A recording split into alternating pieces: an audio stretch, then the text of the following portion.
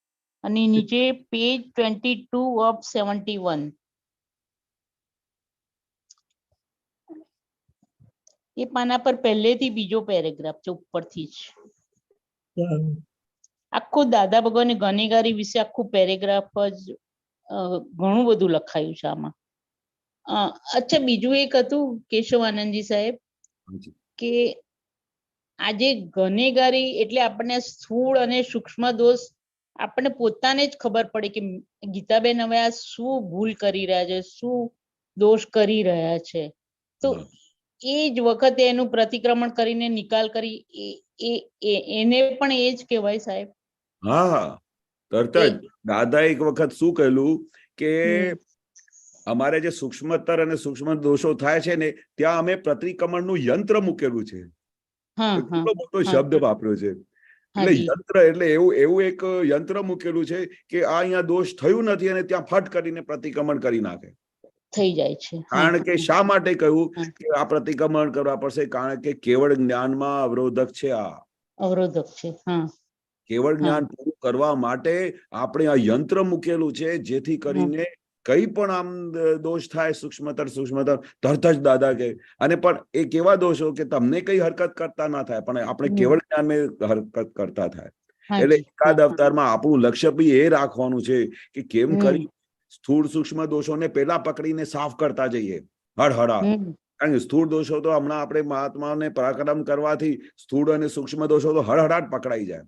સ્ટાર્ટિંગની દાદા વાત કરતા હતા કે ભાઈ આ કોઈને પકડમાં ના આવે, પણ આટલા વર્ષો થઈ ગયા પછી સ્થૂળ અને સૂક્ષ્મ દોષો તો ફટ કરીને પકડાય છે.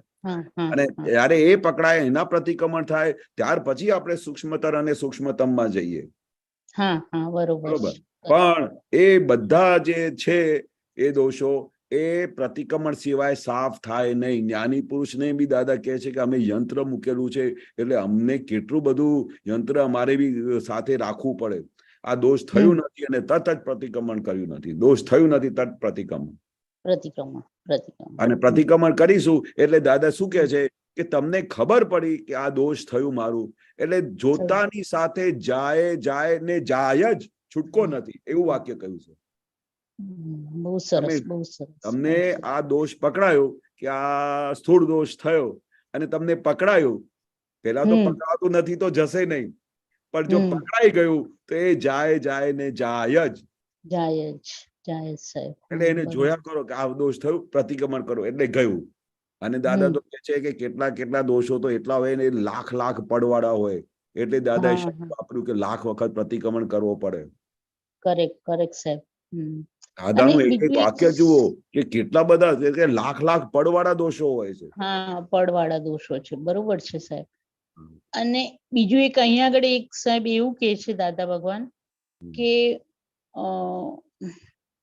મોક્ષના 4 પાયા જ્ઞાન, દર્શન, ચારિત્ર અને તપ. હવે જ્ઞાન દર્શન એટલે સુધી થોડુંક સમજાયું છે. બરોબર, થોડુંક દાદાની ભાષામાં કે થોડુંક સમજાયું છે. પણ મને આપણે આ મહાત્માઓ માટે આપણે આ ચારિત્રનું થોડુંક સમજાવો ને કે ચારિત્ર તપમાં પણ અધિક તપ આવે ને સાહેબ? જે એ ચારિત્ર કીધું ને દાદા ભગવાને આ ત્રીજો પાયો જ્ઞાન, દર્શન, ચારિત્ર અને તપ. તો આ ચારિત્ર વિશે થોડુંક સમજાવો ને સાહેબ. દીપક આનંદજી થોડું ચારિત્ર બધે ડિટેલમાં થોડું સમજાવો એમને, ચારિત્ર શું કહેવા માંગે છે. એક મિનિટ.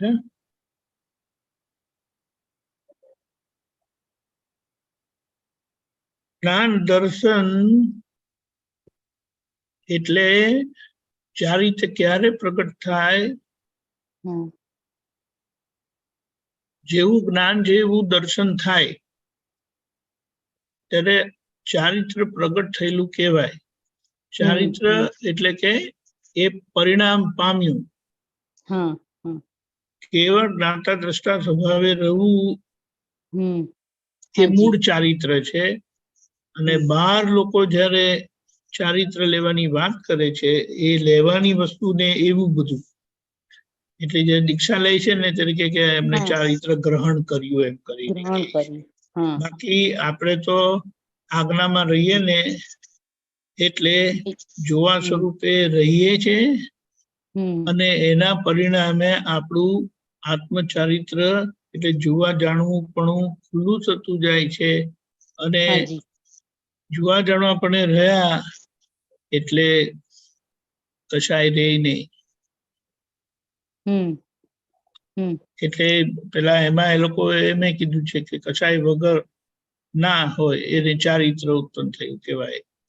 ભરતભાઈ કીધું પણ ખરે ચારિત્ર આપણે જ્ઞાતા દ્રષ્ટા એટલે જોવા સ્વરૂપે રહ્યા એટલે ત્યાં એ ચારિત્ર ખુલ્લું થયેલું કહેવાય. અને એમ કીધું છે કે ચારિત્ર તપ વગર ખુલ્લું થાય નહીં. એટલા માટે કીધું છે દર્શન, જ્ઞાન, તપ અને ચારિત્ર એ વચ્ચે તપનો પાયો આવે અને એને પાર કરે એ પાર થયું ને ત્યારે એ ચારિત્ર ખુલ્લું થાય.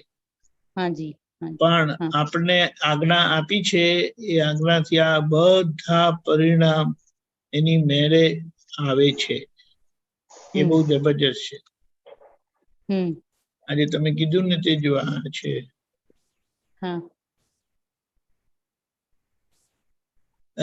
કેશવાનંદજી. હા, બહાર બધું જગત છે કે ભૂલી ગયા.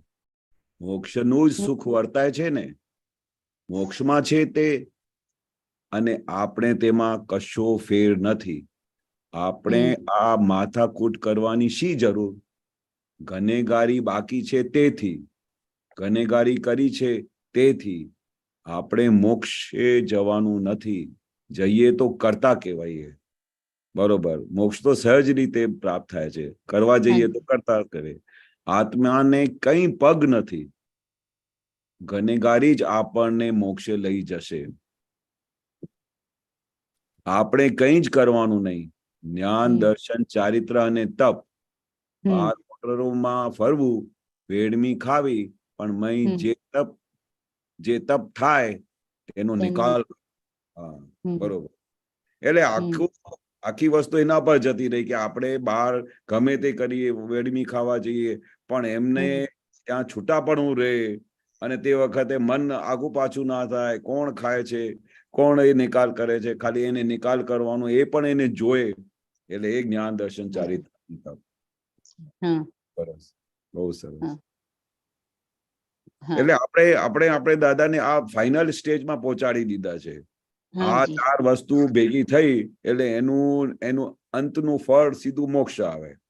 જ્ઞાન પ્રગટ થઈ ગયું, દર્શનમાં આવી ગયું, તપ થઈ ગયું, પછી ચારિત્ર ઉભું થાય. ચારિત્ર ઉભું થયું એટલે પછી સીધું મોક્ષના આ 4 પાયા કયા દાદાને.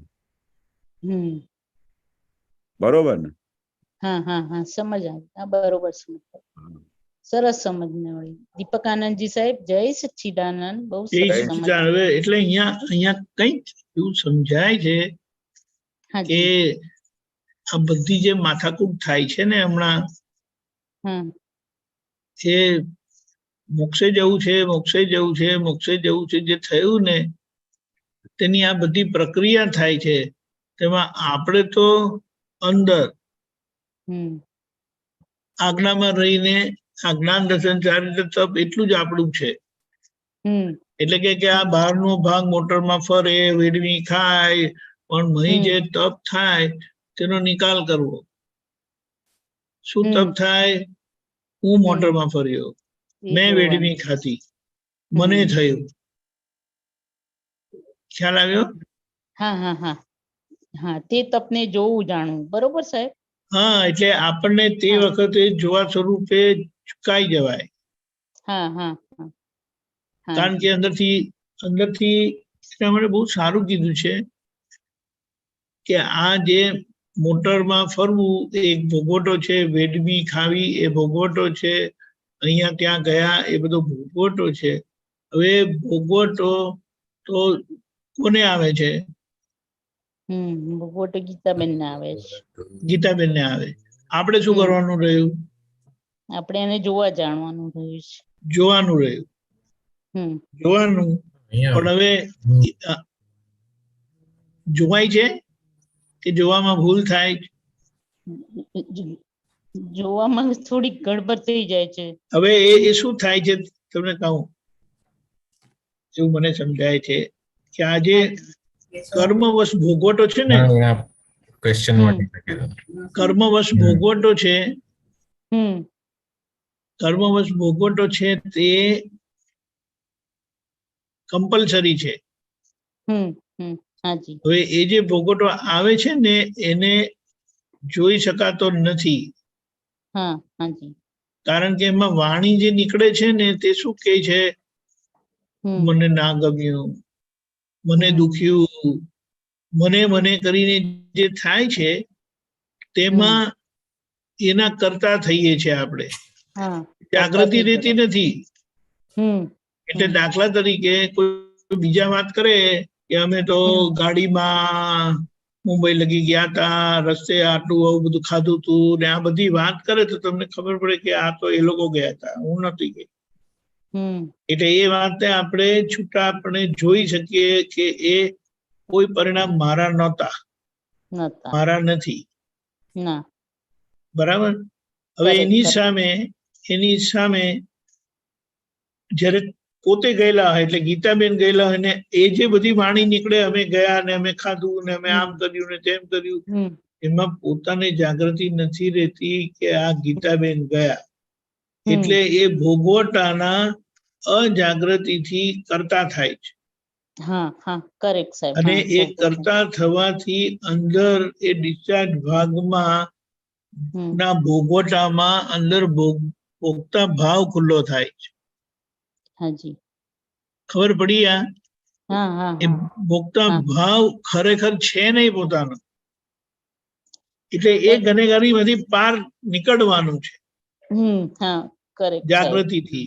એટલે હમ એ જુવાન સ્વરૂપ, એટલે એ તમને એમનું કરાવવા ફરે અને આપણે જાગ્રત રહીને કે નોય મારું, હા એને છૂટા રહીને તમે જુઓ, હમ તે અંદર તપ થાય.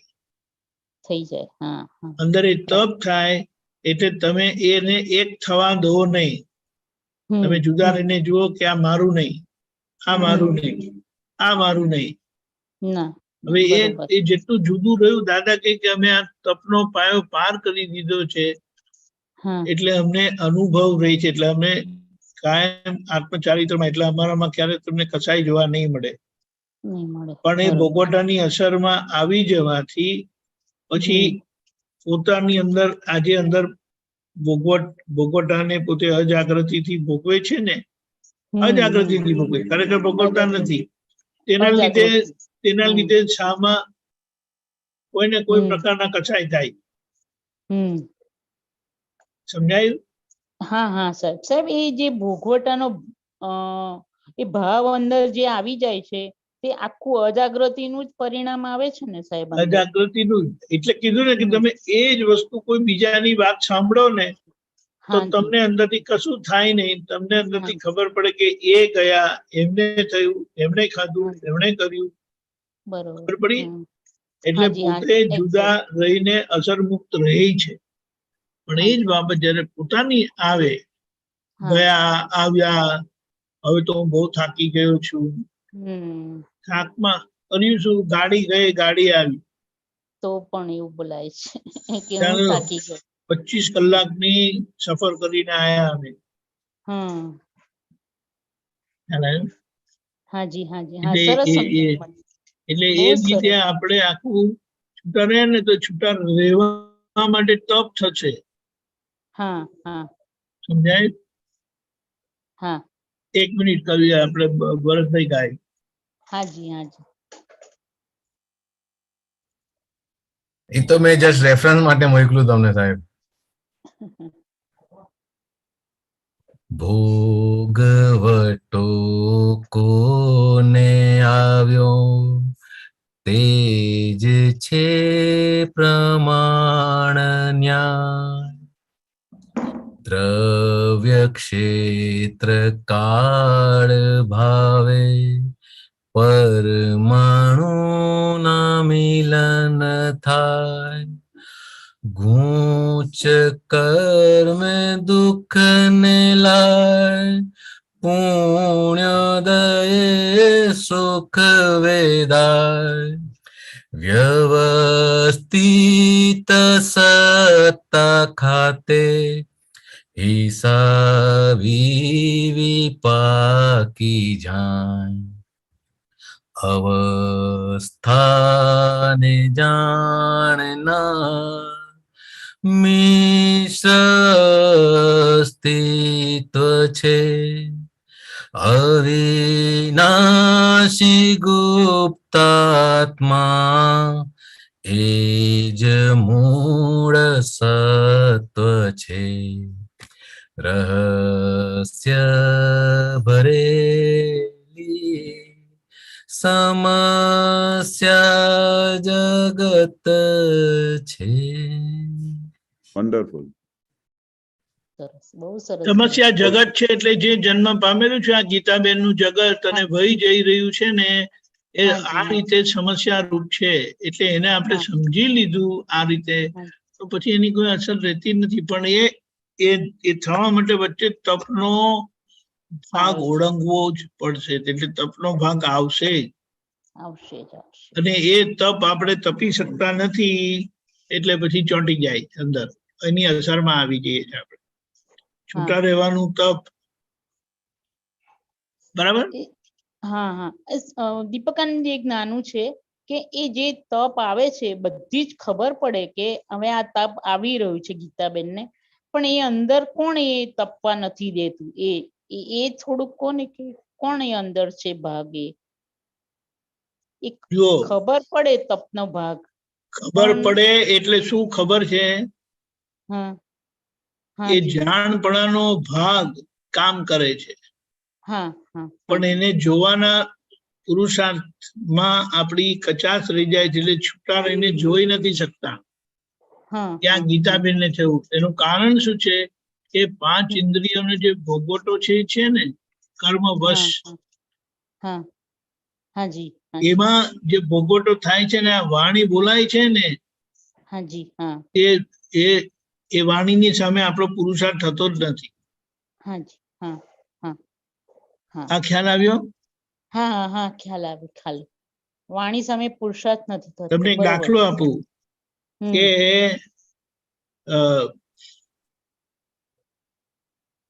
તમને કોઈ કશું કે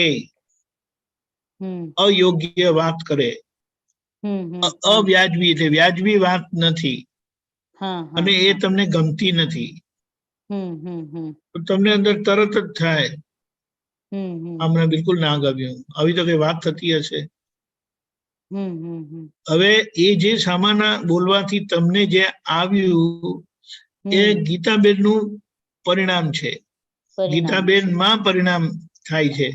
હવે આ જે ના ગમ્યું એની જોડેની વાણી જે બોલાય છે ને ત્યાં છૂટું નથી રહેતું અને એ 5 ઇન્દ્રિયોનો ભોગવટો પોતે અજાગૃતિથી ભોગવે છે એટલે જોઈ નથી શકતા જેના પરિણામે અંદર ભોગતા ભાવ ઉભો થાય છે અને ભોગતા ભાવના લીધે પછી સામા કરતા દેખાય કે જો ને આ આવું કરે આવું બોલવું જોઈએ જેટલું બિલકુલ બિલકુલ ખોટી વાત કરે છે. સમજાયું? સમજાય. એટલે હવે અહીંયા તપનો ભાગ ક્યાં આવ્યો કે આવું કે અને તમને અંદર થાય મને કહે છે પછી તમે અંદર જાગ્રત રહીને હું શુદ્ધાત્મા છું મને કેવી રીતે કહી શકે મને તો જાણતા જ નથી હું તો દાદાએ દેખાડેલો દાદાએ બનાવેલો એવું હું શુદ્ધાત્મા છું આ પરિણામ મારા નથી ગીતાબેન ના છે અને એટલે એ અંદર તમારો સંઘર્ષ ચાલે અંદર જે સંઘર્ષ ચાલે છે કારણ કે બુદ્ધિ તમને ફરી કેવા માંગે અહંકાર સાથે છે ને કે જો આવું બોલ્યા તમને આવું કીધું એટલે મને આવું કીધું એવું રાગ કરાવડે અને જ્ઞાન કે તમને નથી કર્યું પ્રજ્ઞા કે તમને કર્યું નથી તમને તો ખબર પડી 5 ઇન્દ્રિય ગીતાબેન ના 5 ઇન્દ્રિયનો ભોગવટો ગીતાબેન નો બરોબર અને હું અતિન્દ્રિય જ્ઞાન વાળો શુદ્ધાત્મા એ 5 ઇન્દ્રિયના ભોગવટાને બહુ સારી રીતે જેમ બહારની ક્રિયા જે છે દેહની ક્રિયા વાણીની ક્રિયા મનની ક્રિયા એ બધી ક્રિયાને હું જેવી રીતે જોઉં છું તેવી રીતે આ ભોગવટાની પ્રક્રિયાને પણ હું જોઉં છું, જે 5 ઇન્દ્રિયોથી આવે છે. એટલે ત્યાં એ તપ તમારું તપ છે, છૂટા રહેવાનું તપ તમારું છે, ને 5 ઇન્દ્રિયનું તપ જે આવે છે તે ગીતાબેનનું છે. હા હા બરોબર, કરેક્ટ કરેક્ટ કરેક્ટ. તમારું તપ તમને જાગ્રત રાખે, ઉપયોગમય રાખે, જોવા સ્વરૂપે રાખે, અને ગીતાબેનનું તપ એમને પીડા કરાવે. હા હા ગીતાબેનને પીડા કરાવે. હવે જેમ બીજા કે મને પેટ દુખે તો તમને કશું થતું નથી, આપણને તેવી રીતે ગીતાબેન કે છે કે મને પેટ દુખે છે અને તમને કશું નહીં થાય, પણ ગીતાબેન પીડામાં હોય પણ એ પીડા તમારી નથી, કારણ કે 5 ઇન્દ્રિય તમારી નથી. ના ના બરોબર, સમજાય? હા સરસ હા, સમજાયું. પણ આ ખૂબ પ્રયોગ કરીને તમારે, એટલે કે આપણે જાગૃતિ ગોઠવવી પડે, ત્યારે એને જોવા સ્વરૂપે રહેવાય સારી રીતે. દીપકાનંદજી, કોઈક વાર આવું હોય, ધારો કે આ કંઈક કોઈકે કીધું એકાદ બે શબ્દ આપણને કઈ, પછી એકાદ દિવસ રહે એનું અંદર મગજમાં કે આ કહી દીધું ગીતાબેન ને આવું કહી દીધું, પણ પછી શું કરીએ આપણે અંદરથી મન કેમ વળાઈએ? આપણે સામે બોલવું નથી, આપણે શું કહીએ, ફર્ગેટ ઇટ, ભૂલી જાઓ. ભૂલી જવાનો બહુ પ્રયત્ન કરીએ એટલે પછી તો ભૂલી જ જવાય છે. એ આપણે એ જ રાખીએ, ફર્ગેટ ઇટ, બસ સામું કઈ થવું નથી જોઈતું, કરવું નથી એમ, એ રાખીએ તો કેવું છે સાહેબ એમાં?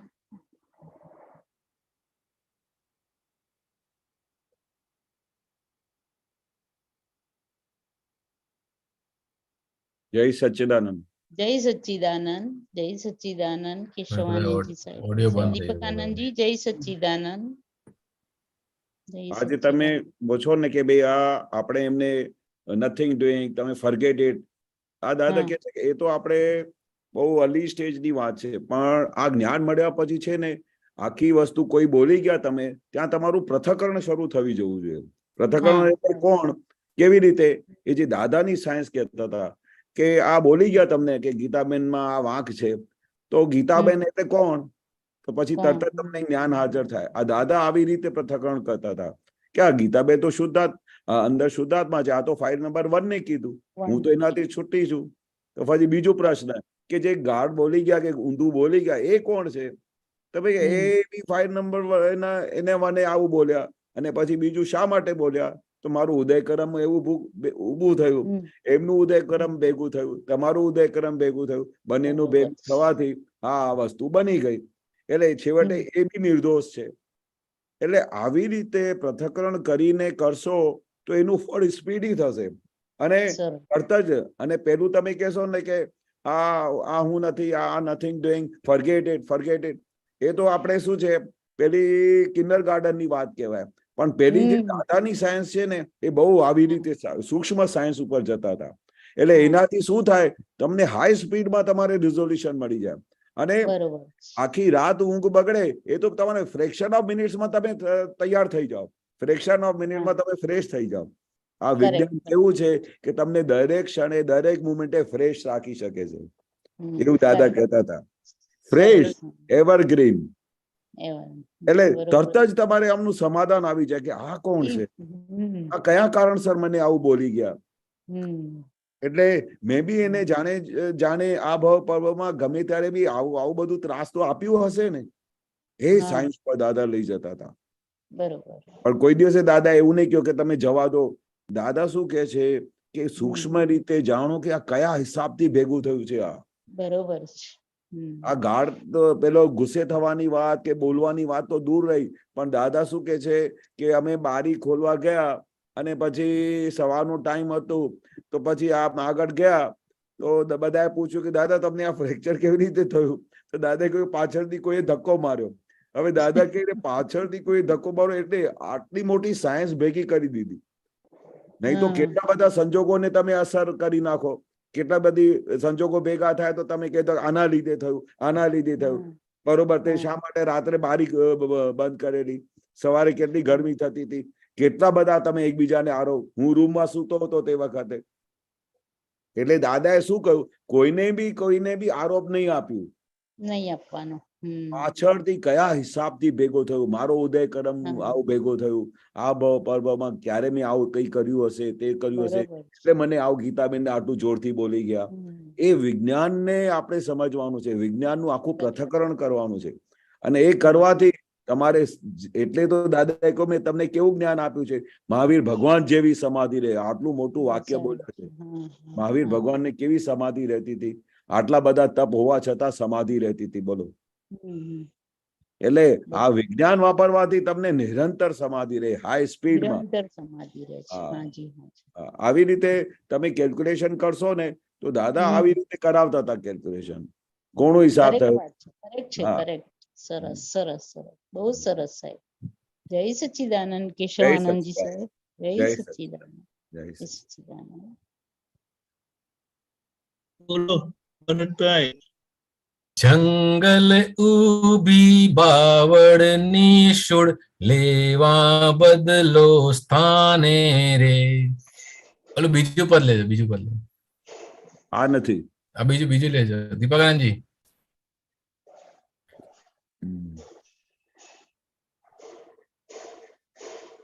ઓકે, આ લે. બધી મનની સંચાર ગાંઠ ડિસ્ચાર્જ છે, શબ્દી વાણીની સર્વાણી ડિસ્ચાર્જ છે, ત્રણ દેહની સંગી ક્રિયા ડિસ્ચાર્જ છે, સૂક્ષ્મ પરમાર્થે પૂર્ણમ ડિસ્ચાર્જ છે. હવે આપણી સાથે આજે છે ને, આ થોડું મોટું કરજો.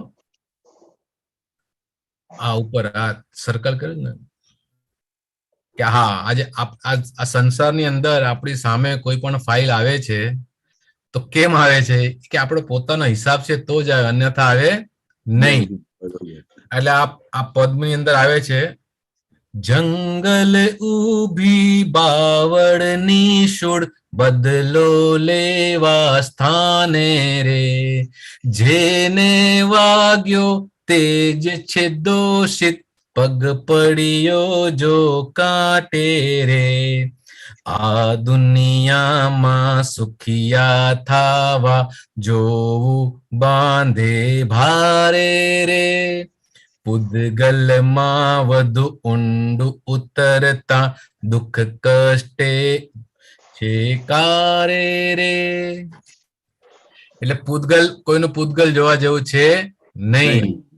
આપણી સામે જે બી આવે છે, આ તો કાંટો વાગ્યો તો આપણે કોઈને દોષિત જોતા નથી, પણ સામે કોઈ કડું વચન કહી જાય તો આપણે સામેવાળાને દોષિત જોઈ લઈએ છીએ. એટલે ખાલી બાંધે ભારે જોઈ લેવું કે મારા દોષથી હું બંધાયેલો છું, સામેવાળી વ્યક્તિ તો મને છોડાવવા આવી છે. જેને દાદા જ્ઞાની નું સાયન્સ કેવું છે, જેને વાગ્યો ઈ જ દોષિત છે. એ દોષિત છે. બીજું 10 જણા જાતા એમાંથી એક જણને કાંટો વાગે, ઉભો હોય બરાબર ત્યાં આગળ, એ તો ત્યાં જ ઉભો છે. એની ઈચ્છા નથી કે હું કોઈના પગમાં ઘૂસી જાવ એમ. બરોબર. એવું. જય સચ્ચિદાનંદ ભરતભાઈ, બહુ સરસ. જય સચ્ચિદાનંદ. જય સચ્ચિદાનંદ ગીતાબેન. જય સચ્ચિદાનંદ. જય સચ્ચિદાનંદ. દીપકભાઈ.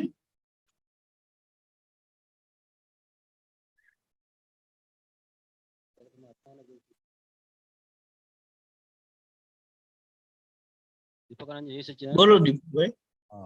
આપણે યશવાનંદજી. હા, જય સચ્ચિદાનંદ. જય સચ્ચિદાનંદ.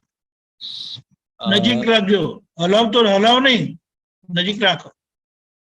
આપણે આપતાવાણી 13મી પૂર્વાંક છે, એમાં 1 મિનિટ ઉભા રહો. 13મી Aptavani page number 64. Page number 64 છે. નજીક રાખો. હા, પેજ નંબર નજીક રાખો. હજી નજીક. હા, સંભળાય છે? પેજ નંબર હા 64. હવે page number 64 Aptavani 13મી પૂર્વાર્ધ.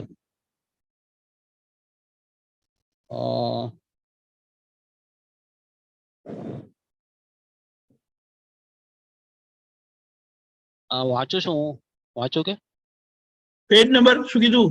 Page number 64 છે. 64. Okay 64 okay. હા ટોપિક શું છે? ટોપિક છે દખલ વાળું છે, જેમ ભૂખ લાગવી સહજ વાળું છે. સહજ આઈ થિંક 1 મિનિટ. આત્મા એ પ્રકૃતિની સહજતાથી પૂર્ણત્વ, એ સહજતાથી પૂર્ણત્વ પર છે. એમાં હું વાંચું ને સાહેબ? હા, આઈસ્ક્રીમ 4 ડીશ ખવડાવે એ દખલ કહેવાય, અને નથી ખાવા જેવો ગળું બગાડશે એ દખલ ના કરે તો એની મેળે પ્રમાણ સચવાઈ જાય. આ એક સેન્ટેન્સ છે. તો કેશવાનંદજી આમાં શું કહેવા માંગે કે દખલ એટલે ખાવા જેવો છે, અને ના ખાઈએ એ દખલ કહેવાય, ને ખાઈએ એ દખલ. એટલે એમાં શું કહેવા માંગે? આ દખલ શબ્દ છે કે આ મન, બુદ્ધિ, ચિત્ત, અહંકાર એ બી બધા દખલ કરે આપણા વ્યવહારમાં. એટલે જ્ઞાન લીધા પછી તો દખલ ના કરે, પણ એ થોડુંક સમજાવો ને કે આ દખલ એકચ્યુઅલી શું હોય આખું?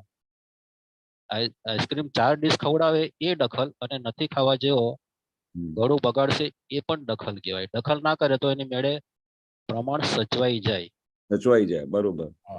એટલે મારે એવું ખ્યાલ આવે છે, જે દાદા શું કહેવા માંગે છે કે કોઈ માણસ કે હું આઈસ્ક્રીમ તો ખાતો નથી, બરોબર, પણ એ કે આઈસ્ક્રીમ ની 4 ડીશ ખવડાવ કરે કે ના તમે ખાઓ, એ સામે વાળો દખલ કરે છે.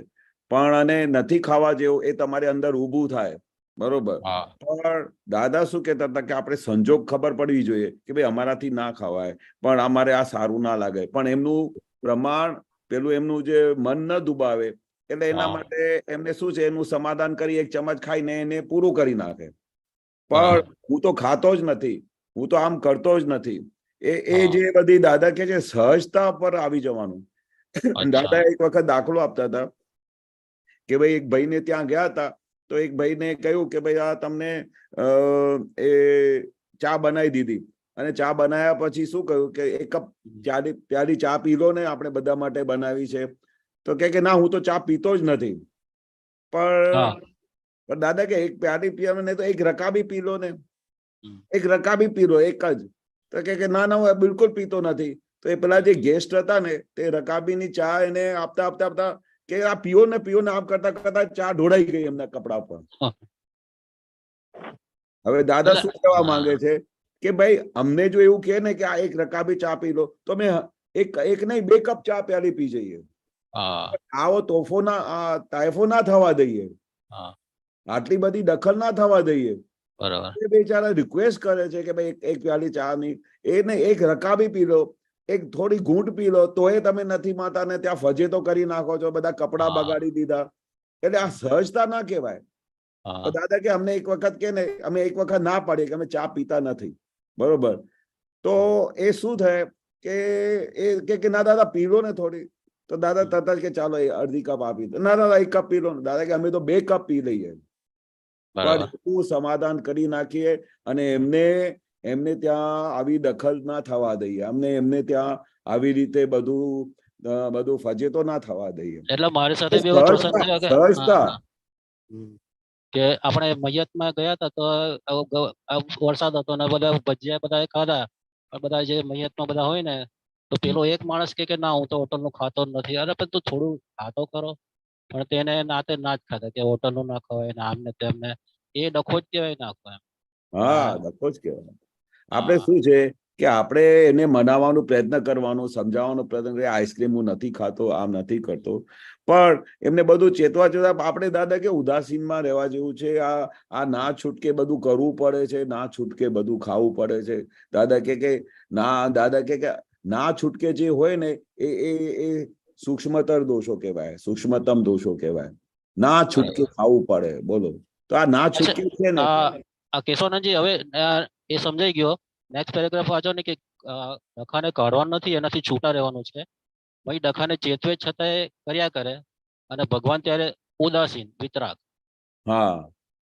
ડખાને કાઢવાનો નથી, એનાથી છૂટા રહેવાનો છે. હવે તમે ડખા કરો કે હું ચા પીતો નથી, આ ડખો કર્યા કરે, તો એને આપણે કાઢીએ તો એ તો બધું નીકળે જ નહીં, કારણ કે અનાદિનો પાછળનું બી બધું હિસાબ લઈને આવેલો હોય ને. પણ એનાથી છૂટા રહેવાનું છે કે આ કોણ પીએ છે ચા, આ કોણ આઈસ્ક્રીમ ખાવે છે, હું એનાથી છૂટો છું કે હું આઈસ્ક્રીમ છું. એનાથી છૂટા રહેવાનું છે. આખી સાયન્સ છૂટા ઉપર રહેવાની છે. અચ્છા હવે આ બહુ સરસ કહ્યું કે મહી પ્રજ્ઞા ડખાને ચેતવે છતાંય કર્યા કરે, અને ભગવાને ત્યારે ઉદાસીન વિતરાગ, અને ભગવાન કેવા હોય ત્યાં બધા ઉદાસીન હોય, વિતરાગ હોય.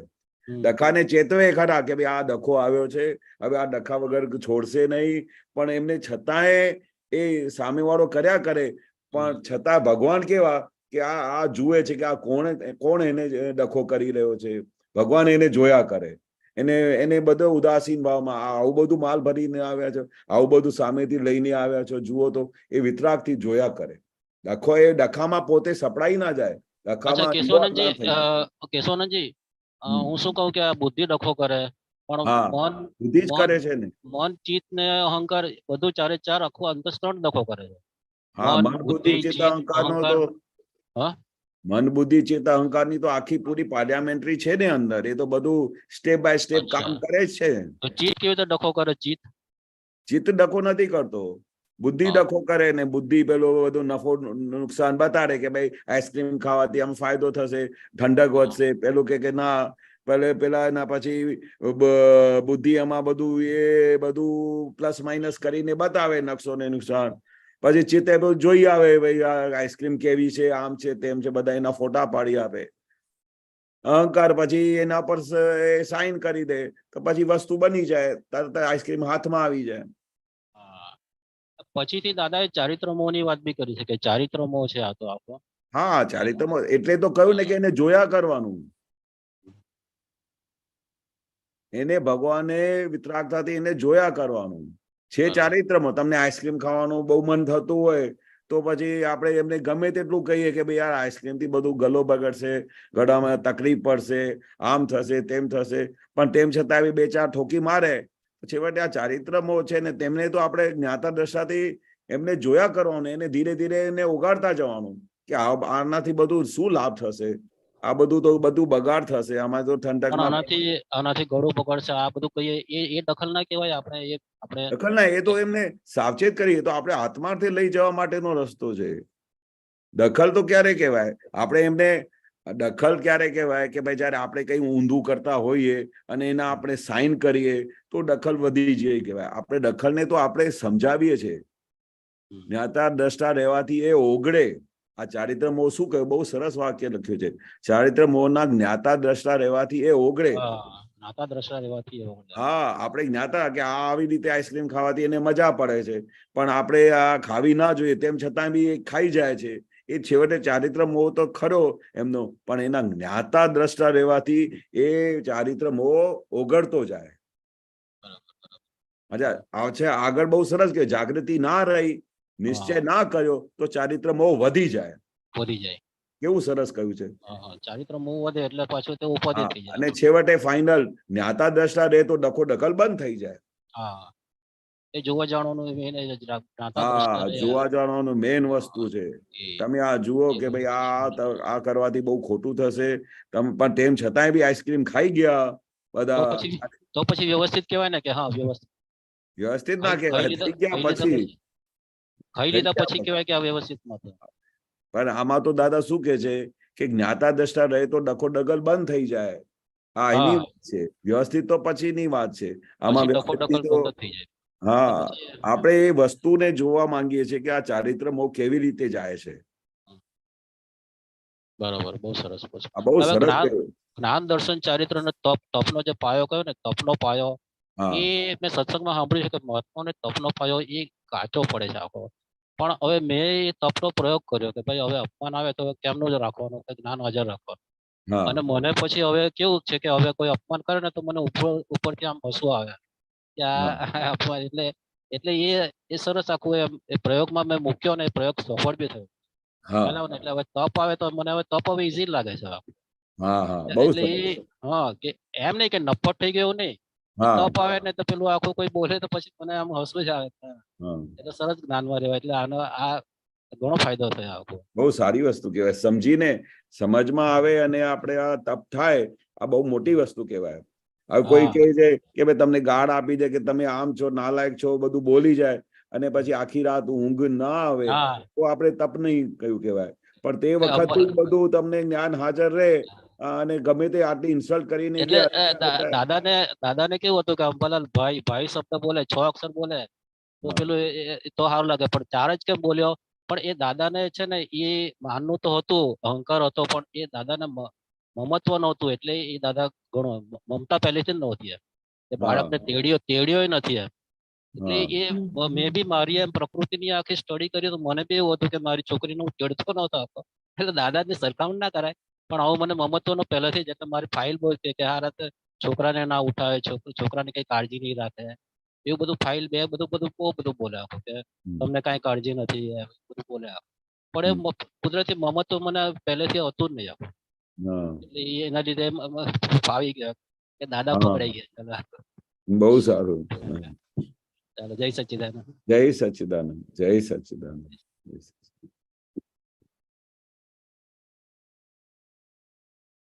આ બહુ સરસ છે, આ વાંચો ને. હા, આપણને દખો કરવા એ કે મન બુદ્ધિ ચેતન કરો, એના ના, પછી ઉપરનો ને બંને પેરેગ્રાફ. થોડું નીચે કરો, થોડું નીચે કરો. થોડું નીચે કરો. હા, 4 ડીશ આઈસ્ક્રીમ ઠોકતો હોય તો પ્રજ્ઞા એને ચેતવે, પણ તોય એ ઠોકી જ જાય.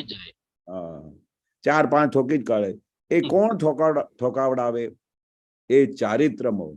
ચારિત્ર મોહના જ્ઞાતા દ્રષ્ટા રહેવાથી એ ઓગળે. એટલે આ બહુ સરસ છે. ચારિત્ર મોહના જ્ઞાતા દ્રષ્ટા રહેવાથી એ ઓગળે. જાગૃતિ ના રહી, નિશ્ચય ના કર્યો તો ચારિત્ર મોહ વધી જાય. કેશવાનંદજી, આપણે આ જ્ઞાતા દ્રષ્ટા રહેવાથી શબ્દ છે ને, રહેવાથી એકચ્યુઅલી જ્ઞાતા દ્રષ્ટા તો એ આપણે એ આપણું એ પદ જ છે આખું, એને મેળે રહેવાય. પણ રહેવાથી શબ્દ એ તો એક શબ્દ લખ્યો કે આ રહેવું પડે. ના, એ દાદા આખું આનું વર્ણન કરે છે કે જ્ઞાતા દ્રષ્ટા રહે તો ડખો દખલ બંધ થઈ જાય. તમે જે પૂછતા હતા કે ડખો દખલ કેવી રીતે બંધ થાય, તો જ્ઞાતા દ્રષ્ટા રહે તો ડખો દખલ બંધ થઈ જાય. કે ભાઈ આ કોણ ખાય છે આઈસ્ક્રીમ, હું કોણ છું, એમનો ખાલી જ્ઞાતા દ્રષ્ટા રહે. આ ભાઈ આ ચારિત્ર મોહ તો ખરો, પણ આપણે એમને જ્ઞાતા દ્રષ્ટા રહેવાથી એ આખું ચારિત્ર મોહ ઓગળી જાય. અને પેલી કન્વર્સેશન શરૂ થઈ જાય, વાતચીતનો પ્રયોગ શરૂ થઈ જાય. હા, ઓટોમેટિક થઈ જાય. મન, બુદ્ધિ, ચિત્ત, અહંકાર બધાય ડખાવાળા છે. આ કોણ છે? મન, બુદ્ધિ, ચિત્ત, અહંકાર બધાય ડખાવાળા છે. પ્રજ્ઞા ચેતવે પણ એનું માને નહીં તો પછી એ બંધ થઈ જાય. એટલે પ્રજ્ઞા બંધ થઈ જાય. હા, એ પ્રજ્ઞા બંધ થઈ જાય. એને સિન્સિયર રહે. હા, એને સિન્સિયર રહે તો એ બધું જ ચેતવે. અને વધારે ચેતવે. સિન્સિયર રહે તો વધારે ચેતવે. સિન્સિયર રહે તો બધું ચેતવે. પછી એને બધું પૃથ્થકરણ કરીને આપે કે આઈસ્ક્રીમ ખાવાથી શું થશે. આપણને ડખો કરવાની ટેવ છે. એમાં આપણે કોણ? આપણે બે રીતે રહ્યા છીએ. નિશ્ચયથી પેલી બાજુ રહ્યા છીએ. જેટલું જોઈએ એટલું છૂટ્યું, ને ના જોઈએ એટલું વ્યવહારથી રહ્યું. અલ્ટિમેટ કહી દીધું. ડખો કરવાની ટેવ છે આપણને. હા, એમાં આપણે કોણ? આપણે ત્યાં શુદ્ધાત્મા. આપણે તો કઈ આઈસ્ક્રીમ ખાતા નથી, ડખો કરતા નથી. એમાં આપણે કોણ? આપણે બે રીતે રહ્યા છે. નિશ્ચય એટલે અંતરાત્મા દશા એ જાગૃત થયેલા તે અંતરાત્મા દશા. કારણ કે શુદ્ધાત્માને બે દ્રષ્ટિ ક્યાં હોય છે? હા, એટલે આપણે તો શાંતિ કાકા વાંધો ઉપાડશે. હા, એટલે નિશ્ચય ને વ્યવહાર બંને વાત કરીને બંને પેરેલલ ચાલવું છે. નહીં, એમ નહીં. બે દ્રષ્ટિએ આપણો આખો જે પુરુષાર્થ છે એ અંતરાત્મા દશાનો પુરુષાર્થ છે, એ વાત સમજો. જ્ઞાન લીધા પછી અંતરાત્મા દશા આપણી ઉભી થઈ, એનો ફાયદો ત્યાં સુધી આ વાત જ નથી. બીજા બધાની વાત જ નહીં કરવાની. આપણે કે બે દ્રષ્ટિ વાળા કોણ છે? અજ્ઞાની કે જ્ઞાની? એટલે મહાત્મા કે બહારના માણસો? મહાત્માને બે દ્રષ્ટિ હોય. પછી આવું કેમ? બરાબર ને? બરાબર. એટલે ભૂલ થઈ જાય બધું આખું. એટલે આ તો આપણો સ્વાધ્યાયનો હેતુ જ આ છે ને, કે બધી ભૂલ થતી હોય તો એને આપણે સુધારી લઈએ. બરાબર. અને સમજણમાં ભૂલ ના થાય એટલે પછી અનુભવ ભૂલ વગરનું થાય. બરાબર. કેશવાનંદજી, એક પ્રશ્ન એ મને શું કહેવાય કે સર્વસંગ પરિત્યાગ, આ પરિત્યાગ સર્વસંગ ત્યાગના આગળ પરી શબ્દ વાપરો, પરિત્યાગ એટલે શું? સર્વસંગ પરિત્યાગ.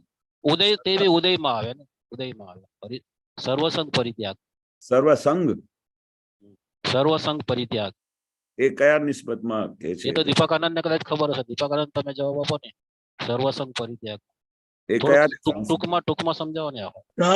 સર્વસંગ એટલે સર્વસંગ પરિત્યાગ એટલે જયારે દીક્ષા લે છે ને ત્યારે દીક્ષામાં એમ કહેવાય છે કે એમણે સર્વસંગ પરિત્યાગ કર્યો કરીને, પણ પરિત્યાગ શબ્દ જ બતાડે છે કે પરિણામ સ્વરૂપ ત્યાગ થયો. પરિણામ સ્વરૂપે ત્યાગ થયો એટલે એમાં કરવાનું હોતું નથી. પણ આ બાર ભગવાનને સર્વસંગ પરિત્યાગ હતો ઉદયમાં હતો, એટલે કે થયો હતો. ત્યારે આ લોકો પછી એ કે અમે સર્વસંગ પરિત્યાગ કર્યો કરીને કે, કારણ કે એમની પાસે કરતા ભાવ છે ને, કરતા ભાવે કરીને આખો પુરુષાર્થ છે. પણ મૂળ વસ્તુ પરિત્યાગનો મતલબ કે જે ત્યાગ પરિણામ સ્વરૂપે થયો એમાં કરવા પણ હોતું નથી. એટલા માટે આપણને શું કીધું છે દાદા? ચોથી આજ્ઞા આપી છે ને સંભાવ્ય નિકાલમાં, એ સંભાવ્ય નિકાલમાં સર્વસંગ પરિત્યાગ આપેલો છે, આપેલો છે. આજ્ઞા રહી શું બોલો? ઉદયમાં આવ્યો શું કહેવાય? ઉદય સર્વસંગ પરિત્યાગ ભગવાનના ઉદયમાં આવ્યો એટલે એ પૂર્વ ભાવના. ઉદયમાં આવ્યું એટલે તમે જમ્યા ને, જમવાનું આવ્યું ઉદયમાં આવ્યું, સુઈ ગયા ઉદયમાં આવ્યું, ખબર પડી? પરણ્યા એ ઉદયમાં આવ્યું, દીક્ષા લીધી એ પણ ઉદયમાં. હવે ખબર પડી? સર્વસંગ પરિત્યાગ એટલે જે ભગવાન દીક્ષા લીધી એ પણ એમના ઉદયમાં આવ્યું. એટલે છેક લગી મોક્ષે જતા બધા ઉદયો જ છે. આ સંભાવ્ય નિકાલમાં આ બધા મોક્ષે જવાના બધા ઉદયો આવશે. જેટલું ગ્રહણ કરેલું છે ને એ ગ્રહણ કરેલું કરતા ભાવે છે ને, ગ્રહણ કરેલું કરતા ભાવે છે ને, કરતા ભાવે છે ગ્રહણ. હા, પણ હવે કરતા ભાવ રહ્યો નહીં, પણ હિસાબ રહ્યો. કારણ કે આપણને આજ્ઞા કેમ મળી? તો કે છે કૃપાથી જ્ઞાન મળ્યું એટલે આ જે બધું કરતા ભાવે કરેલું છે એમાંથી છૂટાશે કેવી રીતે, તેનો આ રસ્તો આપ્યો. 5 આજ્ઞા, એમાં જે ચોથી આજ્ઞા છે સંભાવ્ય નિકાલમાં, એ સર્વસંગ પરિત્યાગ એમાં મૂકેલો છે. એટલે સંભાવ્ય નિકાલમાં રાગ દ્વેષ વગર સમાધાન પૂર્વક ઉકેલ લાવવાનો ભાવ છે, જે આજે સંભાવ્ય નિકાલ થતો નથી. એટલે આપણે પ્રતિક્રમણ ભાવે રહી છે ને નિશ્ચયમાં રહીએ છે કે મારે સંભાવ્ય નિકાલ કરવો છે. એટલે એનું પરિણામ સર્વસંગ પરિત્યાગ પરિણામ રૂપે આવશે. એ મહાત્માઓને આવશે જ ને, સર્વસંગ પરિત્યાગ એ હમણાં નહીં આવે, આવતા ભવે આવશે. પણ આવે ખરું એમ? આવે જ, મોક્ષ જનાર બધાને આવે. પણ આ જે વાત છે ને, જેટલું જોઈએ એટલું છૂટ્યું ને ના જોયું એટલું વ્યવહારથી રહ્યું. વ્યવહારથી રહ્યું. કડાકૂટ વાળો શબ્દ આપ્યો દાદા કે શું કહેવાય? ત્યાગ અને ગ્રહણ ની કડાકૂટ હવે મહાત્માઓને રહી નહીં આખી. કડાકૂટ નો શબ્દ. સાચી વાત છે. એ પણ આપણે સમજીએ ને બહુ જબરજસ્ત. આપણે બોલો કેશવજી, ગ્રહણ ત્યાગ નો કડાકૂટો રહ્યો નહીં. હા, હવે આપણે જે ગ્રહણ કરવાનું હતું તે આપણે શુદ્ધાત્મા પદ ગ્રહણ કરી લીધું, બરોબર. હવે કડાકૂટો રહ્યો નહીં એટલે આપણે હવે કશું કઈ ત્યાગ કરવાનું રહ્યું નહીં, કશું ભાવ બી ના રહ્યો મહાત્માને, કશું ના રહ્યું. ખાલી જુઓ જાણવાનું રહ્યું, ફક્ત જુઓ અને જાણો કે આ શું કરી રહ્યા છે. અને દાદા કે છે કે આ જ્ઞાન મળ્યા પછી રહ્યું શું આપણને? કે સંયોગો રહ્યા, અને એ બી વિયોગી સ્વભાવના છે. એટલે એ બધું આખું ઉડાઈ દીધું, આખું દર્શનમાં આખું ઉડાઈ દીધું આખું. હા, હવે આપણે દર્શન બધું ઉડાઈ દીધું, બધું જ્ઞાનનું આવરણ ના રહ્યું, મોહનિયા ગયું બધું આખું. કેટલી સરસ દશામાં મૂકી દીધા આપણને. જબરજસ્ત ઊંચી દશામાં બેસાડી દીધા. જય સચ્ચિદાનંદ, જય સચ્ચિદાનંદ, જય સચ્ચિદાનંદ. જૂનું અક્રમ વિજ્ઞાન છે, જસ આપણે એનું એક પેજ જોઈએ, બહુ સરસ છે લખેલું. 87 નો હશે.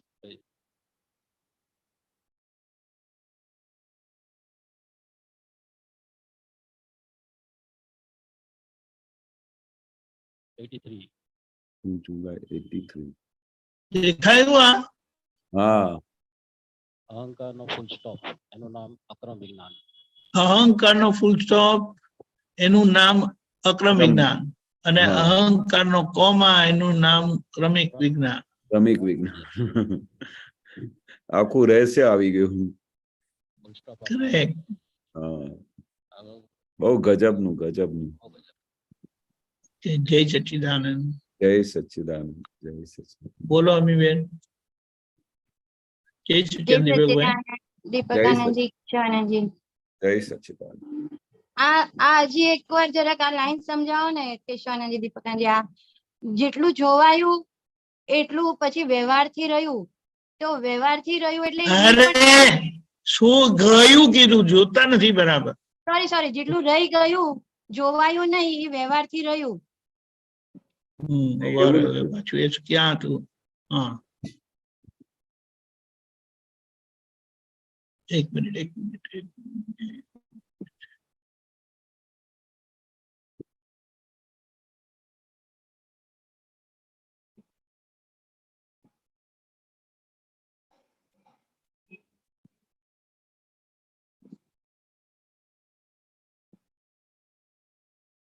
વાંચ્યું? ના, આવ્યું નથી. હજી ઓલું ચક્રો પડે છે. સ્ક્રીન પર આવ્યું નથી. અચ્છા, એટલે આવશે. હા, એક મિનિટ. હવે આવ્યું. હા, જેટલું જોયું એટલું છૂટ્યું. હા. હવે તમે જે તમે જોયું તો એ જોતાની સાથે દાદા કે એવું બધું ઉડી ગયું, એ છૂટતું ગયું. જે રીતે દાદા કહેતા હતા ને કે આ તમે દોષ જુઓ તો એ બધા જે જોતાની સાથે ઉડી જાય, અને જો ના જુઓ તો પછી એ રહી જાય. વ્યવહારથી રહ્યું એ જરાક સમજાવો. એમ કેમ કીધું દાદા, વ્યવહારથી રહ્યું? હા, પણ હવે કઈ બી વસ્તુ રહી બધું તો વ્યવહાર જ કહેવાય ને, આત્માર્થે ના કહેવાય. જે વસ્તુ રહે છે જોવાથી શું થાય, એ આત્માને ભાગમાં જાય છે. અને જે વસ્તુ રહીશું કે ભાઈ આ આપણી આડાઈ રહી ગઈ, આ આપણી આ વસ્તુ, આ જે આપણા અવગુણ છે એ રહી ગયા, તો એ રહી ગયા તો એ પણ જે દેખાય તે શું દેખાય? વ્યવહારથી દેખાય ને. એક અમીબેન થોડા બધા ગુસ્સાવાળા છે, તો એ જે રહ્યું એનું પ્રકૃતિનો ભાગ જે રહી ગયું એ વ્યવહારથી રહ્યું કહેવાય ને, કે આત્માથી તો ના રહ્યું કહેવાય. હા, એ તો બરાબર છે. પણ કેશવાનંદજી, વ્યવહારથી રહ્યું એ જયારે બોલીએ ત્યારે જાણી લીધું કહેવાય ને કે વ્યવહારથી રહ્યું, તો એ જાણવામાં ના આવ્યું? ના, એ તો જે વસ્તુ જે છેલ્લા એન્ડમાં રહી જાય છે, દાદા કે છે એની એન્ડમાં જે રિઝલ્ટ શું રહે છે, જે કઈ પણ વસ્તુ રહી જાય છે, દાદા શું કે છે, જેટલું જોયું એટલું છૂટ્યું. એટલે જે વસ્તુ તમે જોતા જાઓ એ વસ્તુ બધી સાફ થઈ જાય, છૂટી થઈ જાય. એટલે એનો નિવેડો આવી ગયો, એનો સમાધાન થઈ ગયો. ને ના જોયું એટલે ભાઈ આ જે વસ્તુ ના જોવાઈ અને એ જે વ્યવહારમાં રહી ગયું, એ વ્યવહારમાં દેખાય ને. આ અમીબેન આ ગુસ્સાવાળા છે, એ વ્યવહારથી દેખાય ને, તો એ વ્યવહારમાં રહ્યો ભાગ કહેવાય. ચારિત્ર મોહ કહ્યું દાદાએ. બરોબર ને? હા, એટલે આપણે આજ્ઞાથી જે બધું આજ્ઞા દ્રષ્ટિથી બધું જોવાનું છે. આપણે શું કહીએ, જો આપણને ડખો કરવાની ટેવ છે, એમાં આપણે કોણ? આપણે બે રીતે રહ્યા છીએ. શુદ્ધાત્મા બે રીતે હોય? શુદ્ધાત્મા બે રીતે હોય ના હોય. તો કોણ હોય બે રીતે?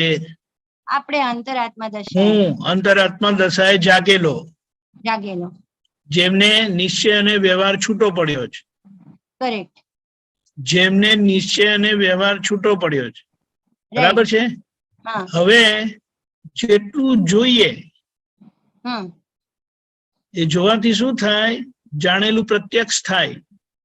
જાણેલું પ્રત્યક્ષ છે. કરેક્ટ. જાણેલું પ્રત્યક્ષ એટલે જાણેલું અનુભવમાં આવે. અનુભવમાં આવે. હા. જે દાદાએ ઓળખાયું કે આ વ્યવહાર છે, તે વ્યવહાર છે કરીને સમજાય. રાઈટ. બરાબર છે. એટલે જોયું એટલું વ્યવહાર સ્વરૂપ અને વ્યવહાર છે કરીને ઓળખાયું હા એટલું છૂટ્યું. કરેક્ટ. કારણ કે હવે વ્યવહાર સ્વરૂપે ઓળખાઈ ગયું એટલે હવે એમાં કઈ રહ્યું નહીં જોવાનું, એટલે કે હા. સમજવાનું રહ્યું નહીં. સમજવાનું ઓળખાઈ ગયું રહ્યું કે આ વ્યવહાર છે એટલે કે Right. પર છે. પર છે. આપણે પર છે જાણ્યું છે પણ Right. પર છે એવું જોયું નથી. શ્રદ્ધામાં બેઠું નથી. શ્રદ્ધામાં એટલે જોવાથી શ્રદ્ધા પાકી થાય. કરેક્ટ. એટલે એમ કીધું કૃપાથી નિશંક થયેલા હવે અનુભવથી નિશંક થયા. હા ખબર પડી? ખબર પડી. એટલે તે વખતે લક્ષ રે, જોવાથી લક્ષ રે કે આ વ્યવહાર જ છે, અને જોયું હમ. એટલે એવી રીતે છૂટ્યું. અને જે નહીં જોયું હા તે વ્યવહારથી તમારું રહ્યું. વ્યવહારથી રહ્યું એટલે વ્યવહારથી તમારું રહ્યું. એટલે હા હજી જોવાનું રહ્યું ક્યાં વ્યવહાર છે કરીને. કરેક્ટ. બરાબર. આપણે જાણ્યું શું, હું શુદ્ધાત્મા છું ને બાકી બધો વ્યવહાર છે. રાઈટ. હા એ જાણવામાં છે આપણે. બરાબર છે. એ જાણવામાં છે પણ એ જાણેલો અનુભવ કોનો છે? દાદાનો છે, દાદાનો છે. આપણો નથી. હા આપણે જોઈશું ત્યારે એની અસરમાંથી છૂટશે. એટલે જોયેલું જોવાશે ત્યારે જાણેલું પ્રત્યક્ષ થશે. કરેક્ટ. એ દાદાનો પ્રત્યક્ષ થવું એટલે દાદાનો અનુભવ આપણો અનુભવ થયો. રાઈટ. દાદાનો અનુભવ આપણો અનુભવ થાય. હા દાદાનો અનુભવ આપણો અનુભવ થાય. એટલા વ્યવહારથી તમે છૂટ્યા, Correct. એટલો વ્યવહાર મુક્ત થયો, મુક્ત થયો. એટલા વ્યવહારની માલિકી ભાવમાંથી છૂટ્યા, એટલા Correct. વ્યવહારના પોતાપણામાંથી છૂટ્યા. હમ અને જે નહીં જોયું, હા જાણમાં છે, જાણપણામાં છે, પણ એ Correct. જાણપણું મારું નથી, જાણપણું દાદાનું છે. હા રાઈટ. એટલે મારે જોવું પડશે અને મને એ મારો વ્યવહાર પ્રત્યક્ષ થશે ત્યારે હું વ્યવહારથી મુક્ત થઈશ. મુક્ત થઈશ. વ્યવહારના મારાપણામાંથી મુક્ત થઈશ. અને મારાપણું છે ત્યાં સુધી કરવાપણું અંદર સૂક્ષ્મ રીતે હોય જ. હમ અને વ્યવહાર આખો ક્રિયાત્મક છે. કરેક્ટ. એટલે આ મારાપણું ને પોતાપણું એ ડખો છે. હા ડખો નથી. હા એ કારણ કે જયારે વીટાયેલું ને ત્યારે હા. એમાં હું પણ હતું, તે જયારે ખાલી થાય ત્યારે મારા પણ ખાલી થાય જ. કરેક્ટ. હું કરીને વીટેલું કરવા પણ તે જયારે એનું ભોગવટો આવે ત્યારે એમાં ભોગતા ભાવ ઉભો થાય છે અજાગૃતિના લીધે. કારણ કે ભોગવટાને પોતે ભોગવે છે અજાગૃતિથી. હમ કરેક્ટ. એમાં આપણે દાખલો આપીએ છીએ ને કે કોઈ બીજા કે તમારો બાપો કહે કે મારું પેટ દુખે છે, તો તમને ખબર તમારું પેટ નથી દુખતું, એનું પેટ દુખે છે. હા એનું તમને જાણ પણ થાય તો તમે એને સમજી શકો કે આ મારું પેટ નથી, બાબાનું પેટ દુખે છે. પણ જયારે પોતાનું પેટ દુખે ને એ જ વાણી નીકળે મારું પેટ દુખે છે, ત્યારે જાગૃતિ રહેતી નથી કે આ નામધારીનું પેટ દુખે છે. એટલે 5 ઇન્દ્રિયના ભોગવટામાં પોતે ઉપયોગ ચૂકી જાય છે. એટલે જે જાગૃતિ ખુલ્લી થઈ છે હમ એ જાગૃતિનો ઉપયોગ થતો નથી. ઉપયોગ ચૂકી જવું એટલે જાગૃતિ તો ખુલ્લી થઈ છે પણ જાગૃતિ વપરાતી નથી. ટોર્ચ એ દિશામાં વપરાતી નથી, એટલે એ સમજાતું નથી કે આ વ્યવહાર છે. એટલે જોયું એટલું છૂટ્યું. બરાબર. જોયું એટલે રાઈટ. Very nice. બહુ આ સરસ. રીતે. હા બહુ સરસ જય સમજાય. સચ્ચિદાનંદ. જય સચ્ચિદાનંદ. જય સચ્ચિદાનંદ કેશવાનંદજી. જય સચ્ચિદાનંદ. જય જય સચ્ચિદાનંદ. આ આપણો સમય થયો છે કેશવાનંદજી, તમે ત્રિમંત્ર બોલાવજો. વિવેક ફોલો કરજો. જી. નમો વિતરાગાય, નમો વિતરાગાય, નમો અરિહંતાણમ, નમો અરિહંતાણમ, નમો સિદ્ધાણમ, નમો સિદ્ધાણમ, નમો આયરિયાણમ, નમો આયરિયાણમ, નમો ઉવઝ્ઝાયાણમ, નમો વજ્જાયાણમ, નમો લોય સવ સાહુણમ, નમો લોએ સવ્વ સાહુનમ ऐसो पंचन मुक्कारो એસો પંચન મુક્કારો तव पावपणासनो સવ્વ પાવપણાસણો मंगलाणं च सव्वेसिं મંગલાણમ ચ સવ્વેસિમ परमं हवै मंगलम। પરમં હવૈ મંગલમ ओम नमो भगवते वासुदेवाय। ઓમ નમો ભગવતે વાસુદેવાય ओम नमः शिवाय। ઓમ નમઃ શિવાય जय सच्चिदानंद। જય સચ્ચિદાનંદ जय सच्चिदानंद। જય સચ્ચિદાનંદ. આગળનો પ્રોગ્રામ 4:30 કીર્તન ભક્તિને આરતી, રાત્રે 9 વાગે વર્લ્ડવાઇડ સત્સંગ. દિવસ દરમિયાન જે રીતે આપણે ઘરના લોકો જોડે જે આપણા થકી દુખી થયા છે, આપણને એમના માટે અભાવ તિરસ્કાર થયો છે, તો એ બધા દોષોનું પ્રતિક્રમણ કરીને આપણે એમની જોડે આપણો પ્રેમ એટલે એકતા અભેદ ભાવ પ્રસ્થાપિત કરીએ ત્યારે જ આપણાથી છૂટાશે. એ જેવા છે તેવા આપણો અરીસો છે, કારણ કે ભેગા થયા છે ને એમ જોડે કલાકો આપણે દિવસના 24 કલાકમાં ઘણા કલાકો રહેવાનું થાય છે. આ રીતે આપણે પ્રેમ સ્વરૂપ થતા જઈશું. ઘર જીતા છે અને એ જ આપણું જગત એટલે નામધારીના હિસાબમાંથી આપણે છૂટી જઈશું. એ સચ્ચિદાનંદ અનુભવ